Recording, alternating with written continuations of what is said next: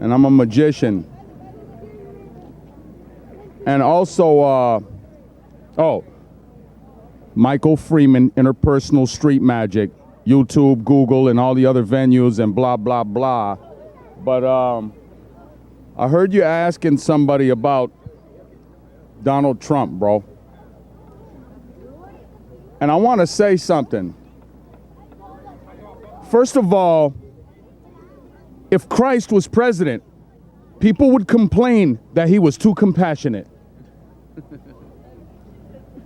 And first of all, the president doesn't run the country anyway. It's the House of Representatives and Congress. If 5,000 people got poisoned at blah, blah, blah, McDonald's, who cares? This is social media. Do you think they're going to go up to the corporate office and complain? No, they won't.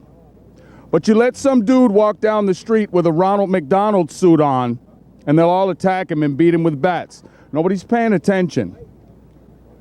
And it's okay, because I am. First of all, it don't take no NASA physicist to understand that Donald Trump never had any intention on becoming president. He owns all the merchandising and the trademarks. It's a gigantic publicity stunt. This dude is making billions and billions and billions of dollars off of all the controversy, all the drama, and everybody's mad anyway. If they elect me president, they'll complain that they don't want magicians to be president. It's because people are not happy. They're all stressed out. They're caught up in the matrix. They're going somewhere they don't want to go to do something they really don't want to do, because they feel trapped within a monetary system where that paper is so very, very important. And that's what the rappers are saying. They're not saying that, look at me, I can afford a $100,000 watch and you can, I'm better than you. That's not what they're saying. What they're saying is, you have created a system where money is the center of everything, and it don't mean nothing to me. I spent 100,000 of your dollars on a watch, punk. It don't mean nothing. That is why they're making it rain, because it's only paper. It don't give me a hug when I'm sad. When some woman breaks my heart and I feel like jumping off a bridge, $1 million won't make the pain go away. Only my mom. And they ain't paying attention. And I'm not mad at them neither, man. You know, President Schmesident. I bet you it don't affect nothing I'm doing. I could do magic. That's why I'm smiling. And I'm going to stay smiling. Nothing outside of myself can take away the joy that I feel inside, because I am following the desire of my heart. I have a degree in air conditioning, refrigeration, and a whole bunch of other stuff. I could go make 28 bucks an hour at the studios right now today. But you know why I don't? Because if I get caught up in that system, if I get caught up in the matrix, then I'll fall asleep, just like the other ones that get on the train and they're looking like they chewed up a mouthful of aspirin. Like pit bulls dipped in lemon juice, because they're not happy. The dude working at Food for Less probably plays the guitar like Eric Clapton. The girl working at Taco Bell probably has a God-given gift or talent to dance like a ballerina. But because of the fact that they're tripped up in some monetary system where they think they need this kind of car, they think they need this watch, they think they need these kind of shoes to be complete, to be whole, they're doing something that they don't want to do. They're going somewhere they don't want to go to perform a task that they do not desire. And they feel trapped, and they're sad, and they're mad, and they're angry. And when I get on the bus with my headphones on, and there ain't even no music playing, I got the cord in my pocket, and I'm just smiling, going like this. They look at me like I slapped their mama. and I haven't done anything. They're mad that I'm not mad. Imagine that. You know, I was on Hollywood Boulevard last night, New Year's. I'm a magician. Everybody here knows me. And I went to Hollywood because it was New Year's. I was at the Avalon, the luxury condominiums in Studio City for a private event. All them dudes there had gold grills. And I said, I ain't gonna do that. I'm gonna go to Hollywood and make some people happy. I'm gonna go to Hollywood where I know there's joy. I'm gonna go to Hollywood where I grew up, where I used to pop lock on Hollywood and Highland in 1984. And I had some balloons. I got 30 for $1. So it is a very minimal cost for me to blow up a balloon and give it to somebody and say, Happy New Year. But after 45 minutes of standing there in the cold, hundreds and hundreds of people crossing my path, nobody even took a free balloon with a smile. It was amazing to me. I marveled at the fact that they were from all different countries, all different races, all different age groups, different socioeconomic backgrounds, but they were all up under some sort of hypnosis, man. It's almost as though society has fallen into some sort of darkness. And there was a cop there who was very experienced in the Hollywood area, and he looked at me, and in his eyes, I saw that he knew. And he knew that I knew. And he knew that I knew that he knew I knew he knew that I knew. And it just keeps going on and on and on into infinity. And we just smiled at each other. There was no need for words. So I blew up the balloons and I pulled out $5. And I said, Happy New Year. And I was dressed nicely. This Geneva matches my shoes and my jacket, man. Needs a battery too. But everybody thought that I was selling balloons or I wanted something from them. And I tried to give away money and nobody would take it for free. These are sad days. And you got to stay focused. Those of you who are not mad at being alive, the way that you can tell real people from the Decepticons is look into the windows of the soul. You can look into the eyes of a puppy and see that it's sad. You can look into the eyes of a cat and see that that cat is happy, having fun. But some of them, I look in their eyes, it's like looking into the eyes of a fish. There's nothing inside. Is this a recent trend? For the last 3.5 years, I've been doing magic here at the front of the Santa Monica Pier, and I meet people from all over the globe. All these people are from everywhere. And I've been having this same conversation with independent people through a period of 3.5 years, and we all see the same thing. That's how I knew I wasn't losing my mind. That I wasn't tripping, that it's not just me. It's because people from China, people from Holland, people from Scotland, people from Switzerland, people from Norway, the guys from Dubai, the people from Iraq, from Kuwait, from Russia. We all see the same thing. You say they're all less happy and they're all less connected now? No, not them. We notice that something's going on. I don't know if they put something in the food or the water, or I used to think that they were clones, but I saw a 90-year-old lady 2 years ago. I was downtown, and I saw a 90-year-old lady. I was looking down the street for the bus, and she fell in the middle of the street. And she hit her face on the ground, man. She was bleeding. And I start crying.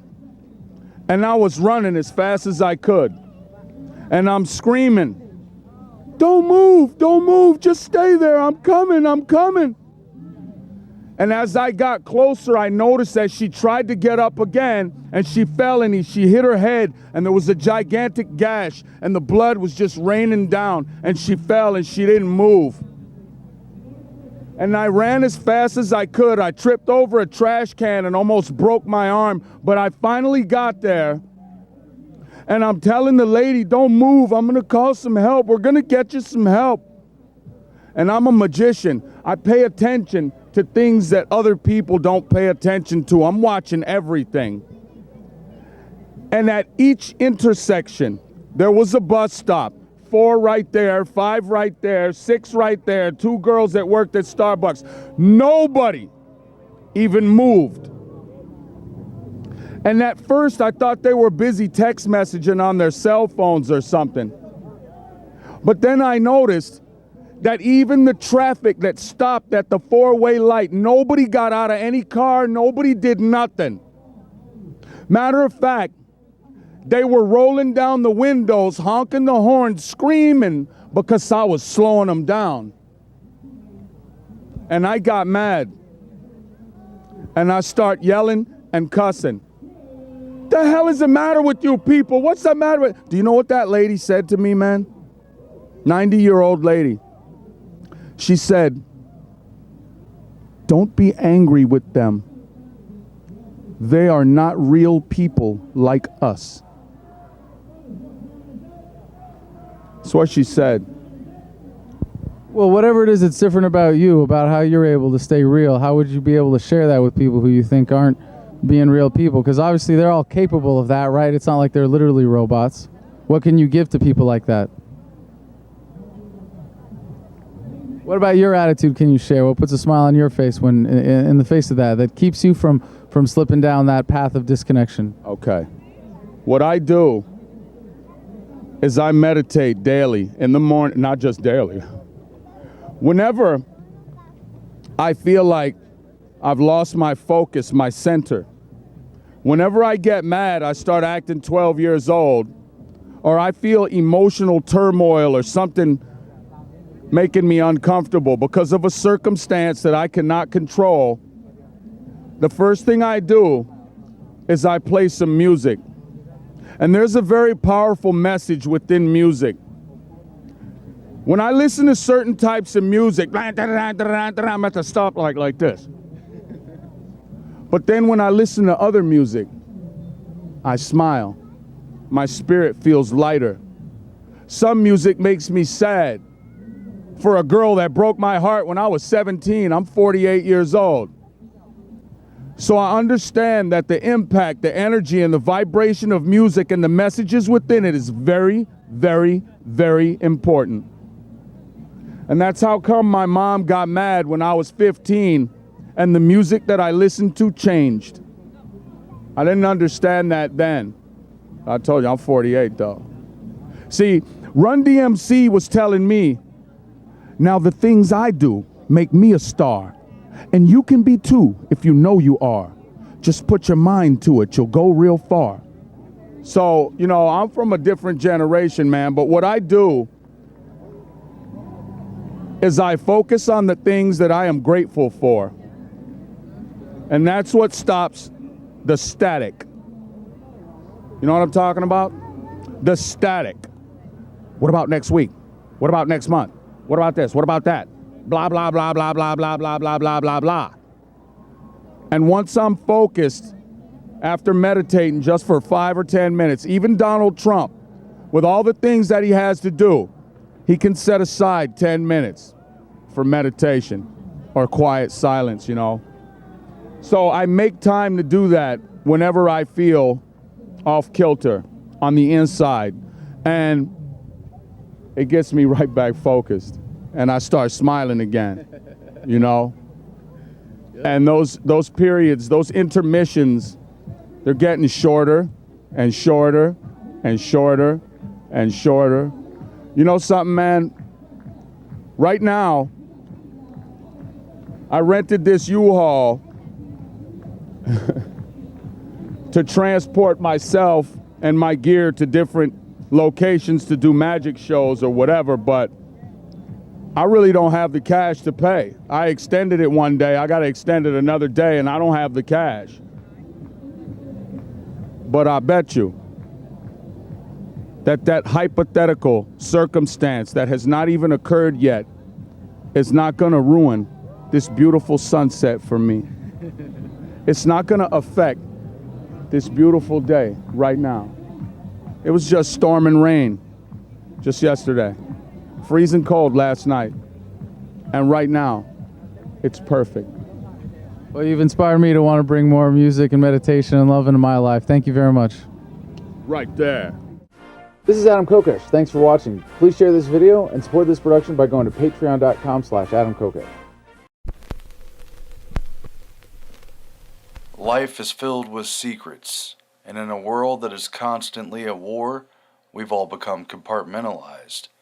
Nowhere is this more evident than in these secret cities, whose very existence was kept a mystery in order to achieve clandestine national security goals. Number 1, Los Alamos. Of course, Los Alamos is not secret anymore. It's a well-known part of the narrative of how the U.S. constructed the first atomic bomb and used it to end World War II.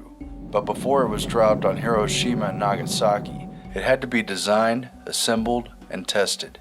For that, the Army built a secret city from scratch, established in 1943 in the high altitudes of the New Mexico mountains. Los Alamos thrived on secrecy, with General Leslie Groves establishing a paranoid control grid where all phone calls were monitored, mail was read for signs of sabotage or spying, and the base even attempted to limit fraternization among the scientists and civilian personnel who were secretly stationed there.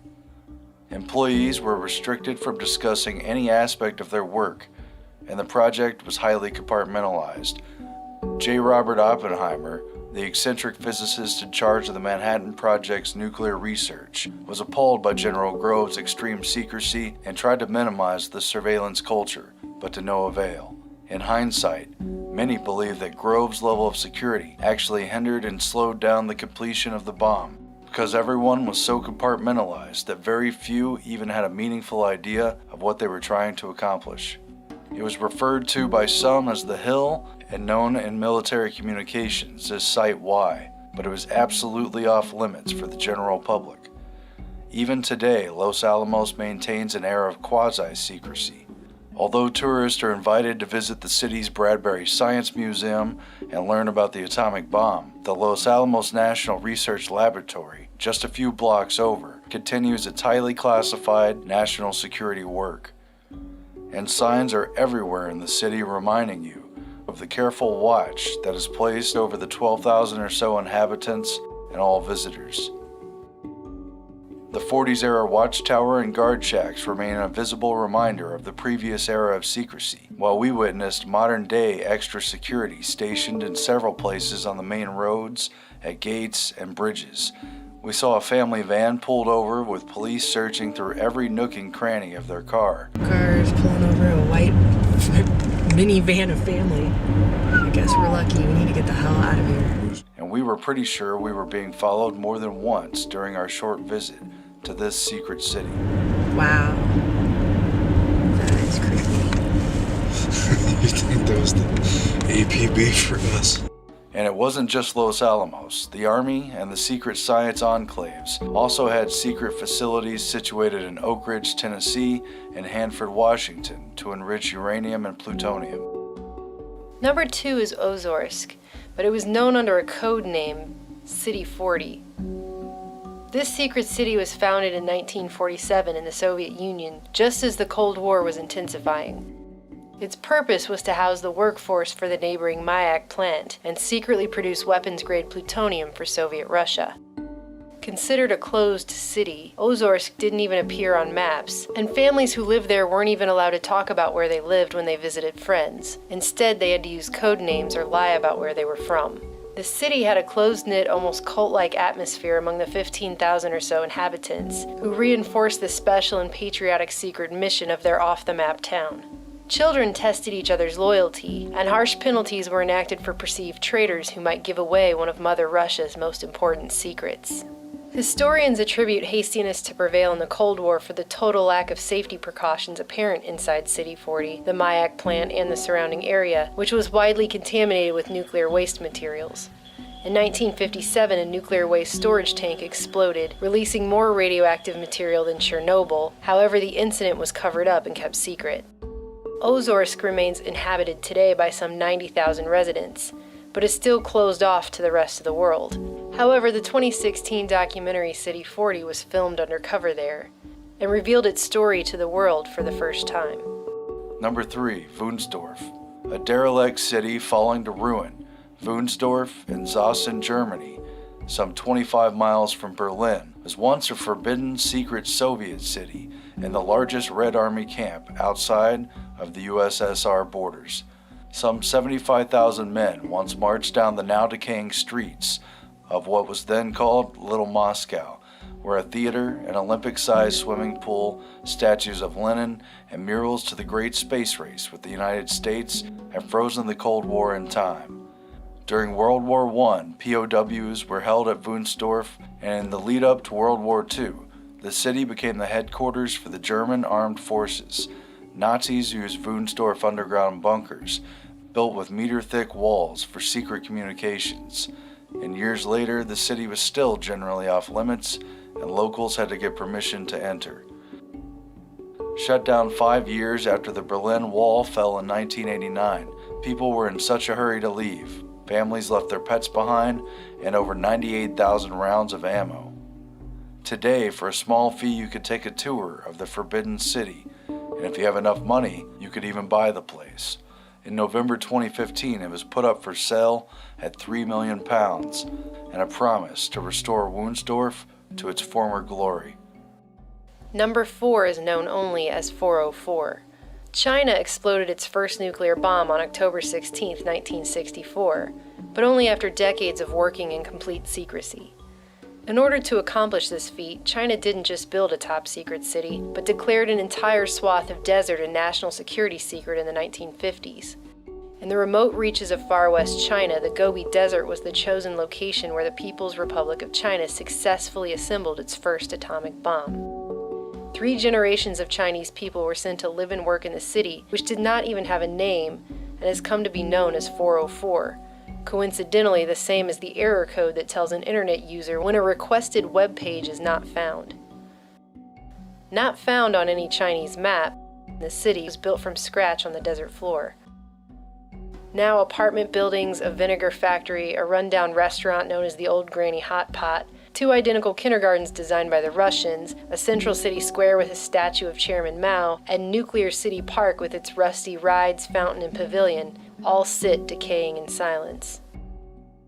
Photographer Li Yang grew up in 404 and returned last year to document the city. He said you could walk from one side of town to the other in just 15 minutes. Thus, the town had no buses, taxis, or even traffic lights. All residents of 404 were relocated in 2005, and today the empty city slowly rots in solitude. 404's only remaining residents appear to be sheep who have taken over the old nuclear park zoo. Number 5, Camp Century. This is the story of Camp Century. A secret city under the ice in Greenland. In 1960, the United States officially launched Camp Century with cooperation from the Denmark government and NATO. It was a highly publicized effort to build a nuclear-powered Arctic research station some 28 feet underground. Camp Century is buried below the surface of this ice cap. In this remote setting, less than 800 miles from the North Pole, Camp Century is a symbol of man's unceasing struggle to conquer his environment. Inside the uninhabitable 6,000-foot deep ice cap of Greenland.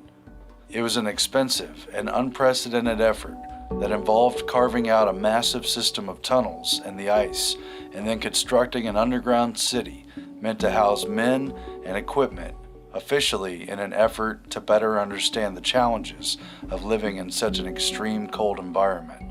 But what the U.S. Army never told Denmark was that its real mission, under the clandestine Project Iceworm, was to build an underground network of mobile nuclear missile launch sites designed to span a vast area of more than 52,000 square miles approximately the size of Arkansas.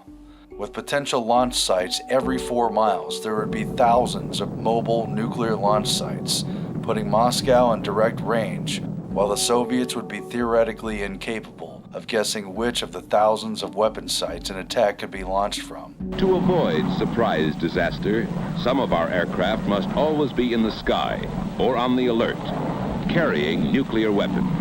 We, the American people, understand and accept this necessity for our survival.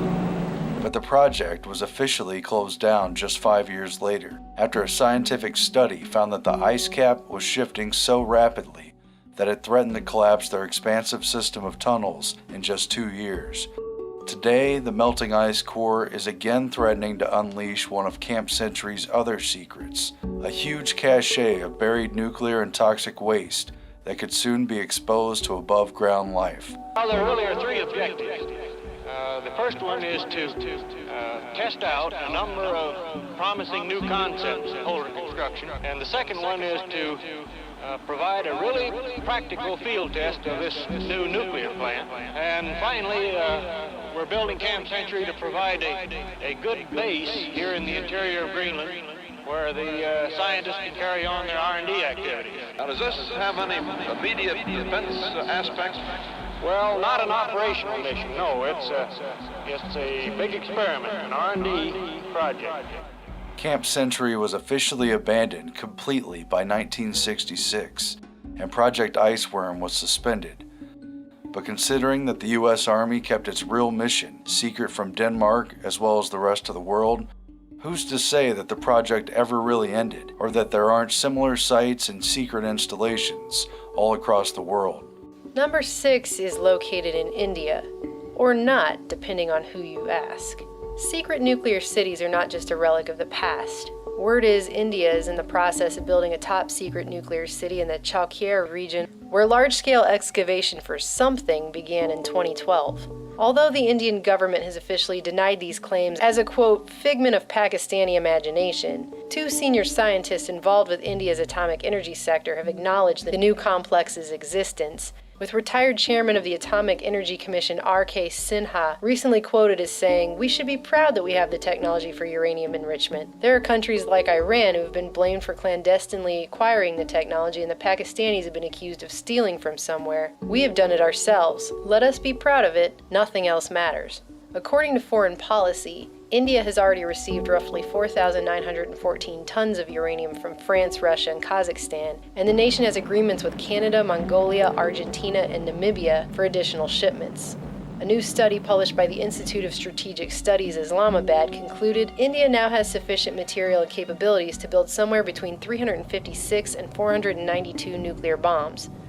In the past 2 to 3 months alone, India has signed more than 50 arms deals totaling a whopping $3 billion, including emergency defense deals with Russia, France, and Israel. Kinda makes you wonder, does the country know something we don't? These are just a few examples on a very long list of facts that are kept from a compartmentalized public in a world seemingly at permanent war. So just consider this the next time somebody tells you there can't be any big conspiracies, because how could they get that many people to be in on it and lie about it? Obviously, it happens all the time.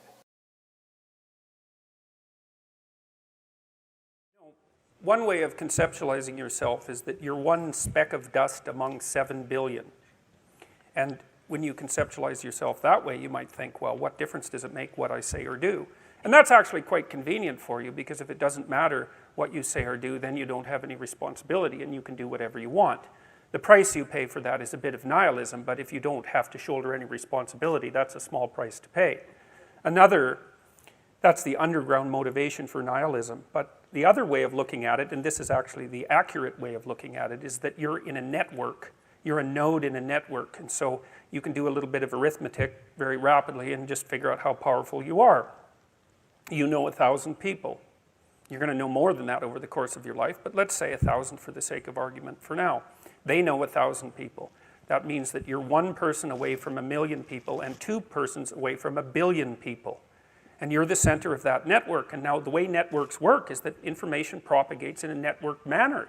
So don't underestimate the power of your speech. Now, Western culture is phallogocentric. Let's say it. Okay, so we'll say, yeah, that's just fine. That's exactly what it is. It's predicated on the idea of the logos, that the logos is the sacred element of Western culture. And what does that mean? It means that your capacity for speech is divine. It's the thing that generates order from chaos and then sometimes turns pathological order into chaos when it has to. Don't underestimate the power of truth.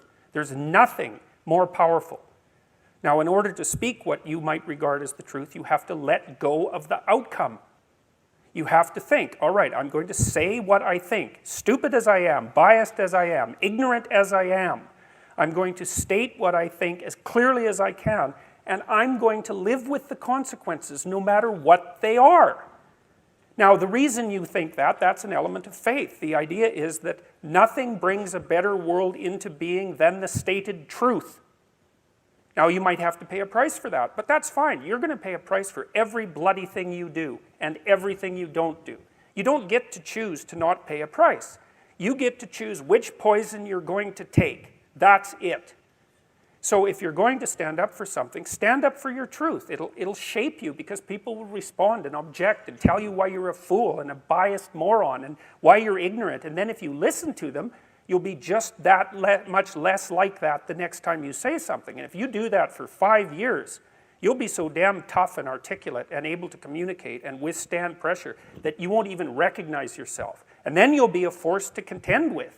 And you don't get to wait until, because I get letters like Gad Saad gets all the time too, from faculty members in particular, and they say, well, when I get tenure, it's like, then they think, well, when I'm an associate professor, and then they think, well, when I'm a full professor, it's like, if you're a professor already, you're like the most protected person in the history of the planet, and you need, well, okay, but one of the things that indicates is that it's almost impossible to provide people with enough protection so that they feel safe to speak. Okay, so we'll address that directly. It is not safe to speak, and it never will be. But the thing you got to keep in mind is that it's even less safe not to speak, right? It's a balance of risks. It's like you want to pay the price for being who you are and stating your mode of being in the world, or do you want to pay the price for being a bloody serf, one that's enslaved him or herself? Well, that's a major price, man. That thing unfolds over decades, and you'll just be a miserable worm at the end of about 20 years of that, right? No self-respect, no power, no ability to voice your opinions, nothing left but resentment because everyone's against you, because of course you've never stood up for yourself. It's like, say what you think carefully, pay attention to your words. The price it's a price you want to pay if you are willing to believe that truth is the cornerstone of society. And in the most real sense, if you're willing to take that leap, then tell the truth and see what happens. And nothing better could possibly happen to you. There'll be ups and downs, and there'll be pushback, and there'll be controversy and all of that, but it doesn't matter. The truth is what makes the world, the truth is what redeems the world from hell, and that's the truth. And we saw plenty of hell over the last 100 years, and we haven't learned a bloody thing from it. It's like, wake up, tell the truth, or at least don't lie. That's a start. And you got to understand that's a risk. But I have one more brief thing to say about that. So, I said what I had to say back in September, and I'm sure that I could have done it better, and many people have told me how I could have done it better, although it didn't mean they would actually do it, but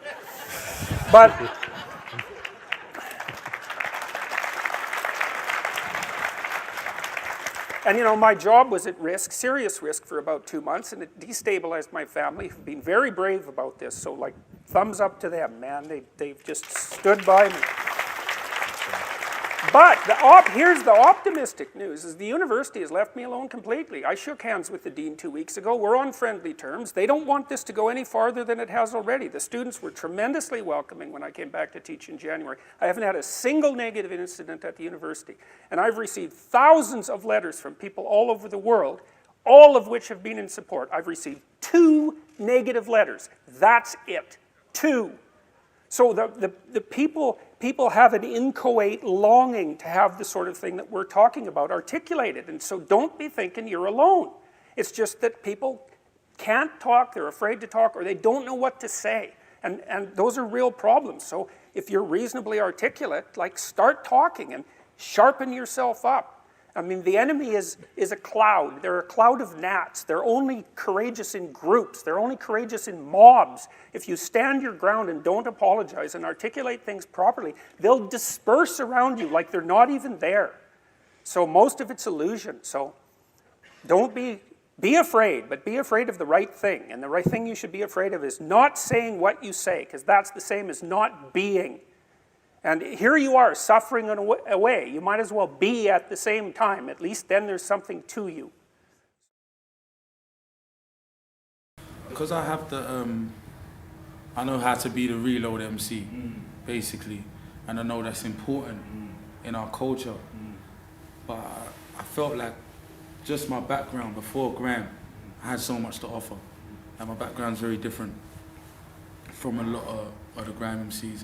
Me being raised in a household full of churchgoers, like being a black sheep of my family, realistically, and entering in the ways of the street, you know what I'm saying? But I've always been deeply held inside of my family and held respect for God, you know what I'm saying? So in terms of my outlook, my perspective was different sometimes from the average teenager or whatever, early 20s. Like, I wanted to say things and put certain things in my music and not hide the facts of my background and put that in there. So man knew like fully where I was coming from, you know what I'm saying? But to this day, it's still so hard because the way I write albums is not necessarily what I'll do on a set. So when I go on a set, I cater for what a set needs. But if someone doesn't go and get my body of work, they have this perspective of me until they meet me personally or they sit down and watch an interview. They just think, yeah, man, like, they come to that conclusion that I'm a reload MC or something like that, if they haven't listened to a body of work. After a while, I was realizing I'm listening to what people say, like even just meeting people and people were like, right, man, you're mad cool. And like, I used to think, what did you think of me before? And then I really had to take myself out of myself and watch how I am on stage and certain situations that I had been caught in that were filmed earlier on, like the Bashi situation or things like that. And I realized you can't be angry at people for thinking you're this way when the things that have the most views are the controversy situations, and people are drawn to controversy. So it's something that I didn't want to really take a part in anymore when I realized that, okay, I was being deemed as this guy, like, you know what I'm saying? Like, obviously I have those moments, but mine are just caught on camera. So people think you're like that 24/7 until they meet you. So yeah, it's not caught in between, kind of thing. In all honesty, my low-key situation come from an ignorant place on my behalf in terms of not knowing what my man represented. You know what I'm saying? And he phoned me and we had a conversation, normal conversation, no one, like, just real normal conversation about lyricism and whatnot. And then after I checked my man, I said, like, I like what my man represents. You know what I'm saying? So it's like, when I threw the shot and he threw the shot back, I didn't even want to send that, like, in all honesty, because I felt like this is another thing, being from the background I'm from here, I found my fight with demons, bro. Like every day, bro, being in this industry. So when my man represents something like that, it comes like an inspiration to me. I didn't want to send that. Like, I'm the type of person that would aim back immediately, especially at that time. But what my man was representing, I was like, bro, man, this situation is coming back because you, man, was meant to talk.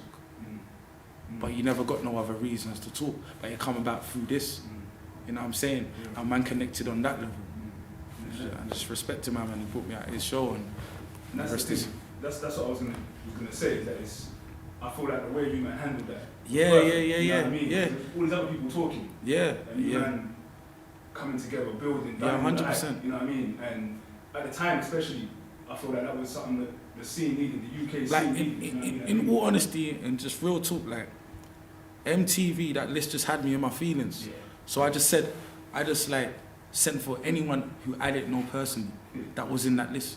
Like anyone who I didn't know or have a friendship with, I I just sent for them personally because it had me in my feelings, you know what I'm saying? But yeah, man. It's, you know what I mean? It's the way you handle that. You mean, over the years you sent for a lot of man, you clashed a lot of man. Yeah. But I thought, especially as you got older, you collaborated with a lot of them and other people. A lot of artists, a lot of producers, a lot of different people. Man. You know, I'm about connecting, just like, if the energy's right. And Lowkey's one of them people when I met, like, his energy was right. Certain people's energies are off, and I just think we're on a different side spiritually, on a deeper thing. I just feel like you're on the other side spiritually. We can walk. You know what I'm saying? But because I just feel like sometimes we just open doors for each other. We can inspire each other and just, you know what I'm saying, like shine light on the next man. You know what I'm saying? Like my fans were like a lot of people that they don't even know. I know, like, if you listen to this person, like, listen, you know, my man's sick, like, you like him, you know what I'm saying? Say vice versa. Had a daughter in that time that I never released anything.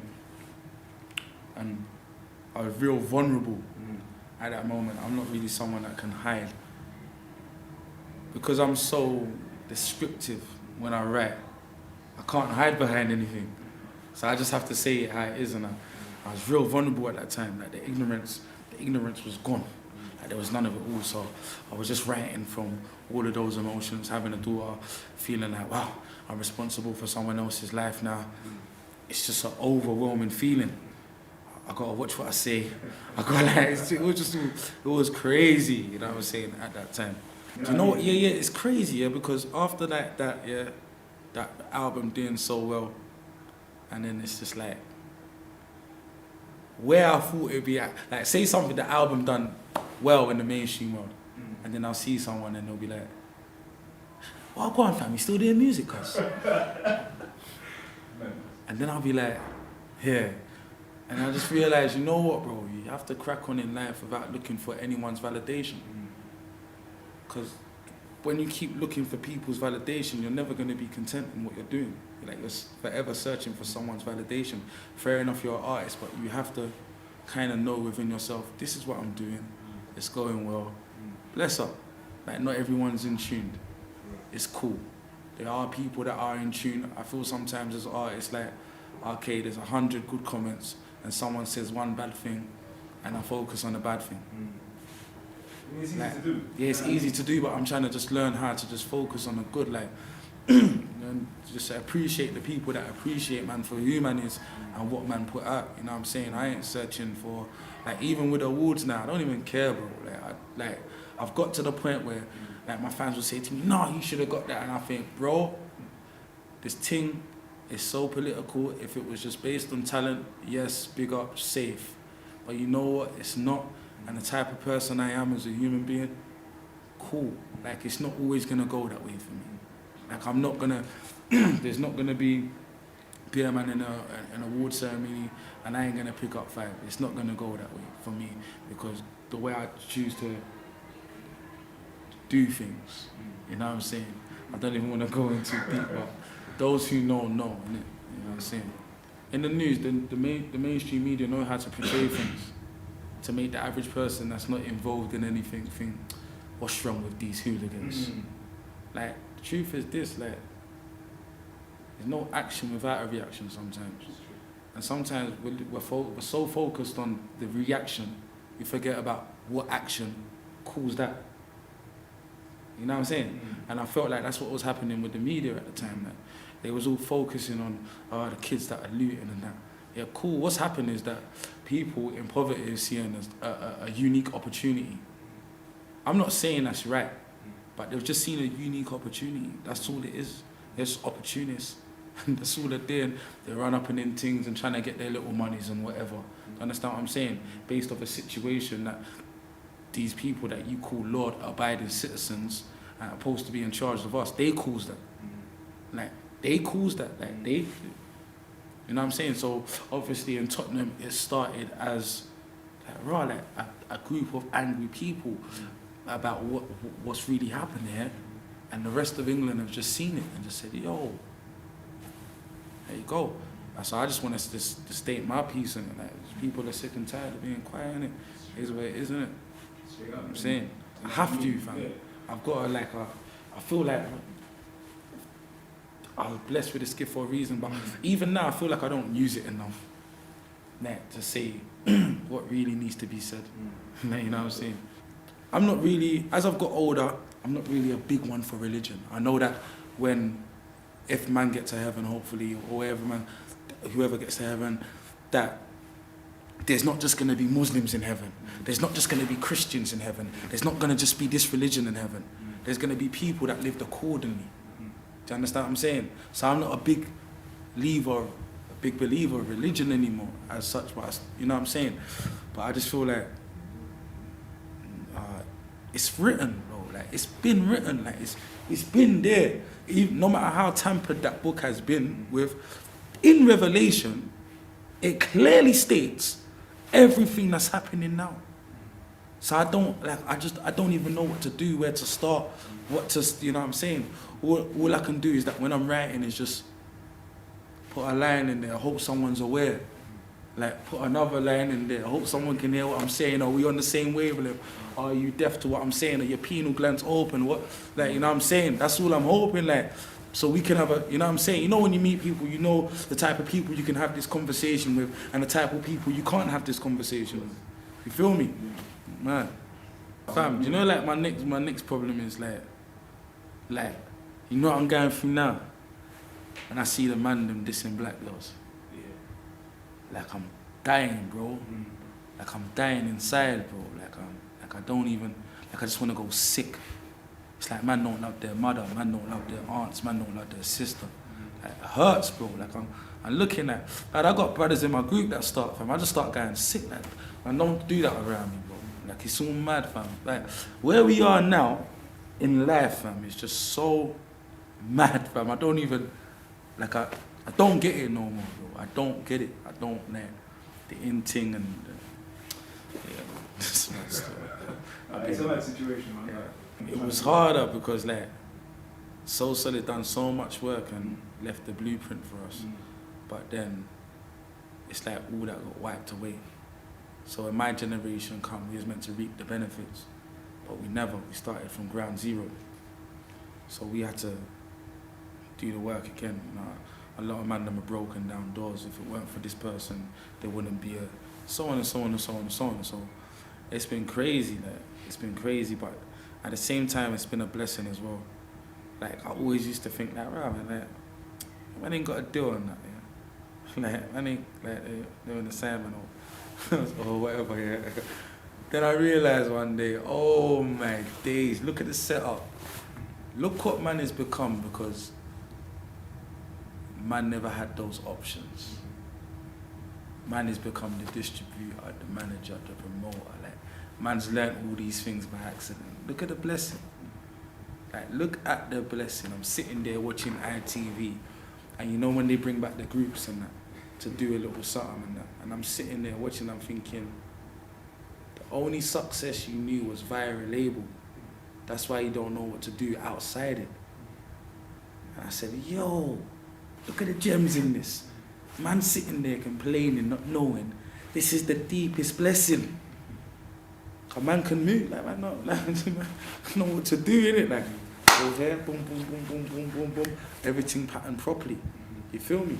So it's a blessing, bro. Like, I just know what to do, everything's in the brain, you know what distribution to go to, you know the camera person, you know the people that are gonna plug it, you know this person, like, you can contact them firsthand. Like, these people have been told where to go, the Anderson Lee's outside, jump in. You're not having no contact with these people and exchanging no numbers. So when you're outside of that deal now and it's time to get back up, you can't. Because where do you stop? You have to go back to the label and you stop. The rules have changed. People feel people for different reasons. Many times it's outside of the words. It's not even about the words. It can be a person on a whole, a person's demeanor, a person's character, a person's jewels, the way a person dresses. So we're from a different era when we're talking about talent. Or we could be very off with that right now. You know what I'm saying? We could be very off. It could just be a person coming out and being very likable and being easy to follow. Or the person's got all their socials looking like dreamland. Do you understand what I'm saying? So it could be all these things that have caused the masses to like this person. I don't know anymore. I'm lucky that I come through in a time when brothers is on radio, so you really like someone, whether it's that person's voice or that person's, like, you really like that person, because you ain't even seen this person yet. You know what I'm saying? Until you go to a rave or something like that. Or you might, or the DVDs came in and you catch a man on the DVD. But that was like the real fan base, how you know what I'm saying? Not saying that the brothers that are coming up now ain't got a real fan base, but I'm just saying that evolution, times have changed, and what people feel people for a different thing. Sometimes it's just a vibe. Some people just give man music is subjective, and they can just give that person a vibe and they like them. So it's different. I haven't really got any advice to anyone coming up now except from a longevity perspective. You have to be true to yourself. Because I can't see how anything else is gonna work for a long period of time. You know what I'm saying? Bro, let me tell you one thing else. One day I was speaking to a young lady. She's saying to me, I'm moving to America. England's dead, England's dead, England's dead, England's dead for music. I was saying, you know it is, yeah, you don't expect everything to happen overnight. Like, I watched the growth of hip hop, innit? So I knew the growth's gonna be the same. You can't hold the thing back. It's just that I'm trying to work it out and see what generation man's gonna be part of, because they restarted the button on us. So I was just trying to work out what generation this is, you know what I'm saying?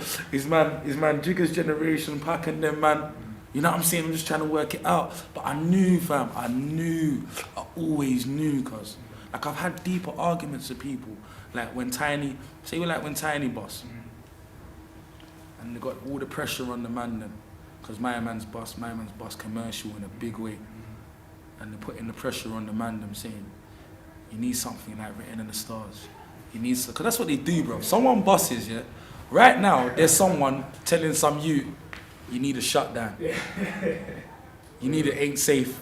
That there's someone telling the youth that right now, because that is the most successful thing from our sound right this second. Or you need a shut up. Like there's someone, that's my man's thing. You know what I'm saying? But my thing's always been this, like, hold on. My man's thing, that pass out thing, that's original to my man. So when someone was telling him to do what was to do a dizzy maybe, like you know what I'm saying, see where we're at. So I told him I see this coming. I saw it coming. I'm just glad I never give up. Like all those moments, like no one really talks about those dark moments, bro. But no money's coming in, bro. Some dark moments. People was laughing like, what? That man there still doing that grime thing. That grime thing's dead, fam. Cause these are the moments that man needs to talk about right now. Like, you know what I'm saying? No one don't want to address these. I want to address these moments. Like, these moments where I'm thinking, am I doing the right thing? But my heart's telling me, don't stop, bro. Keep going. Trust me, keep going. Just keep going, trust me, yeah. God's never gonna leave you hungry, just keep going. You know what I'm saying? It's them moments there, family. And everyone, it's come like no one's even respecting the thing or what you're doing. Don't matter if the music's good no more. Man saying, that man thing ain't gonna bust though. Waste of time. All of them people are back now, bro. Real talk.